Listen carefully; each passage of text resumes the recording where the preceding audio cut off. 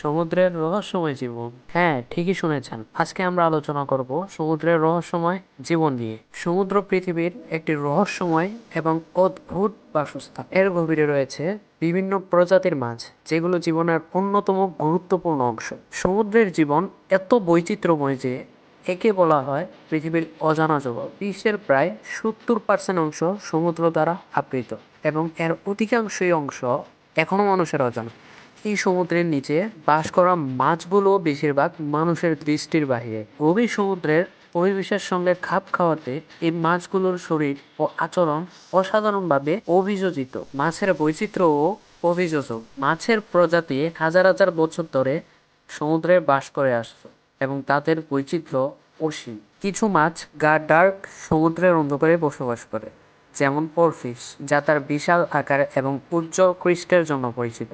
অন্যদিকে শার্ক বা তিমির মতো বৃহৎ মাছগুলি সমুদ্রের শীর্ষে স্থান পেয়ে খাদ্য শৃঙ্খলার নেতৃত্ব দেয়। সমুদ্রের জীববৈচিত্র্যের মধ্যে মাছের গুরুত্ব অপরিসীম, কিন্তু আজকের দিনে সমুদ্রের বৈচিত্র্য হুমকির মুখে পড়েছে, যেমন জলবায়ু পরিবর্তন, প্লাস্টিক দূষণ এবং অতিরিক্ত মৎস্য শিকার মাছের প্রকৃতি বাসস্থানকে ক্ষতিগ্রস্ত করছে।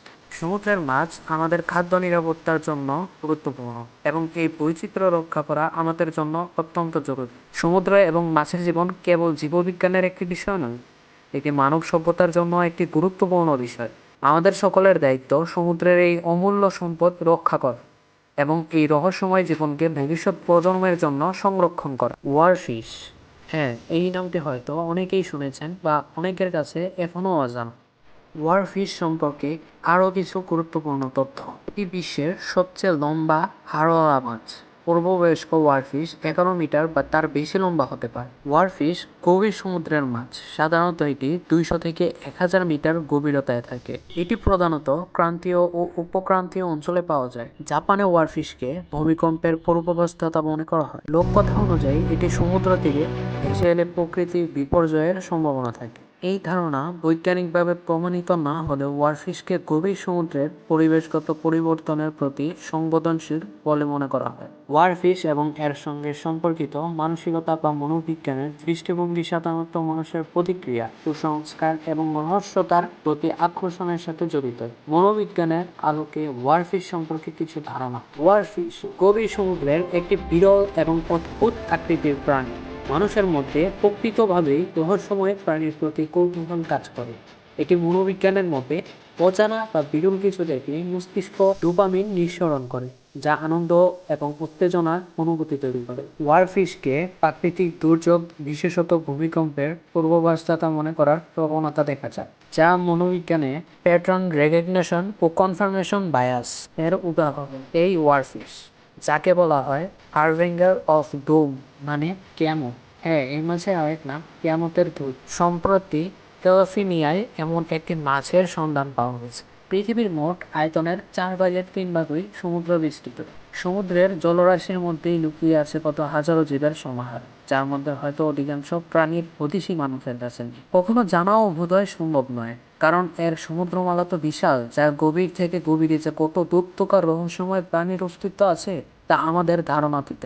তেমনই একটি দৈত্যকার মাছ হলো ওয়ারফিশ। খুবই অদ্ভুত দর্শন এবং অস্বাভাবিকভাবে লম্বা এই মাছের দেখা মিলবে সমুদ্রের 1000 মিটার গভীরে। মেসোপিলেজিক জুম, বুঝতেই পারছেন এগুলো খালি চোখে দেখতে পাওয়াটা কতটা দুর্লভ। এই ওয়ারফিশের আরেকটি ভয়ঙ্কর নাম হলো দি ডুমসডে ফিশ। আসলে কিয়ামতের সংকেত। যেসব অঞ্চলে কয়েকবার সমুদ্রের তীরে এই রহস্যময় মাছ দেখা গিয়েছিল, পরবর্তীতে ওই এলাকার ভয়াবহ দুর্যোগ ঘটেছে। 2011 সালে জাপানে ভয়াবহ ভূমিকম্প সংঘটিত হয়। তার কিছুদিন পূর্বেই সমুদ্রে প্রায় 20টির মতো ওরফিশ দেখা গিয়েছে।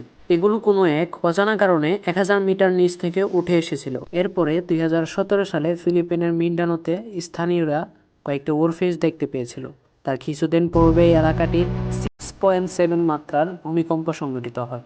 স্মরণকালের সবচেয়ে ভয়াবহ এবং শক্তিশালী 9.5 মাত্রার 1960 সালের চিলিতে সংঘটিত ভূমিকম্পের আগেও নাকি অনেক মানুষ সমুদ্র তীরে ওরফিশের মতো অনেক উদ্ভট সামুদ্রিক প্রাণী দেখেছে বলে দাবি করেছে।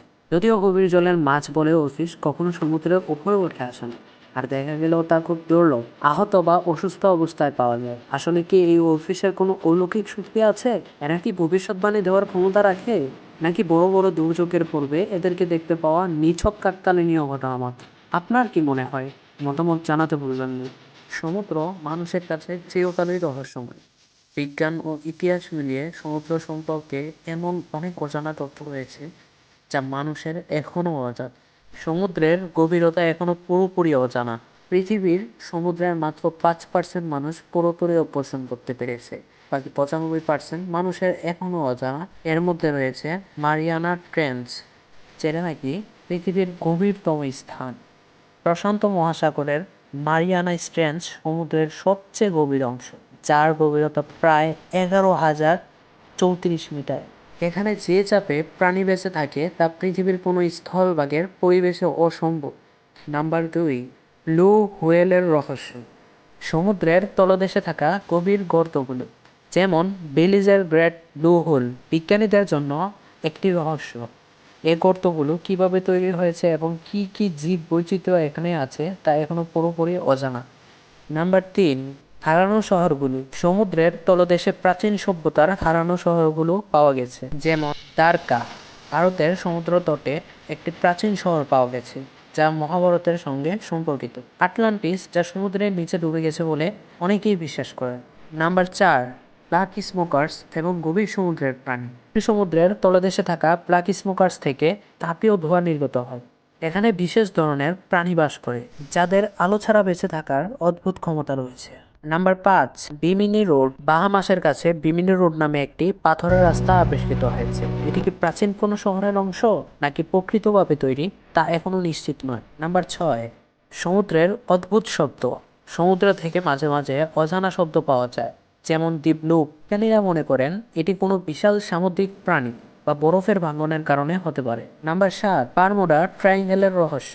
আটলান্টিক মহাসাগরের বারমুডা ট্রায়াঙ্গেলে অনেক জাহাজ ও বিমান রহস্যজনকভাবে নিখোঁজ হয়েছে। এর কারণ নিয়ে নানা তথ্য রয়েছে, যেমন চুম্বক ক্ষেত্রের বিচুক্তি বা প্রাকৃতিক রহস্য। নাম্বার 8, জাহাজের ভুতুড়ে গল্প। সমুদ্রে হারিয়ে যাওয়া অনেক জাহাজ, যেমন মেরি সেলেটস, আজও মানুষের কল্পনায় রহস্য সৃষ্টি করে। নাম্বার 9, চৌম্বক সমুদ্র। দক্ষিণ আটলান্টিকে একটি অঞ্চল আছে যেখানে পৃথিবীর চৌম্বক ক্ষেত্র খুব দুর্লভ। এই অঞ্চলে যন্ত্রপাতি সঠিকভাবে কাজ করে না। সমুদ্রের এই 9টি রহস্য নিয়ে আমরা বিস্তারিত আরও আলোচনা করব সামনের একটি ভিডিওতে। তাই এরকম অজানা ও ইন্টারেস্টিং ভিডিও দেখতে সাবস্ক্রাইব করে আমার পাশেই থাকুন।